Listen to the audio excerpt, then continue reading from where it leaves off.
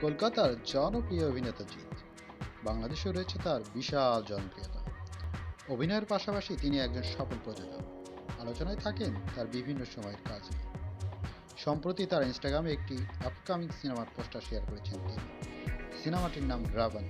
তাকে দেখতেও লাগছে রাবণের মতোই। মোটা গোঁফ, সঙ্গে মুখ ভর্তি দাড়ি, ভুরুতে কাটা দাগ, সাথে ভয়ঙ্কর হাসি। তবে কি ভিলেন হিসেবে দেখা যাবে তাকে? ভক্তদের মধ্যে চলছে আলোচনা। ছবিটিতে সবচেয়ে বেশি নজর কেড়েছে তার দুটি চোখ, একটি লাল, অন্যটি বাদামি। বোঝা যাচ্ছে সিনেমাটি কেমন হতে পারে।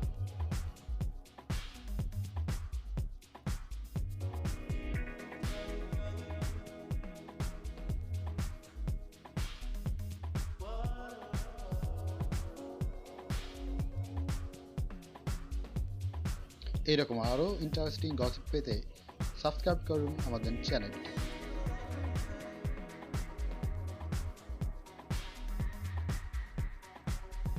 শীঘ্রই শুরু হবে সিনেমাটির শুটিং।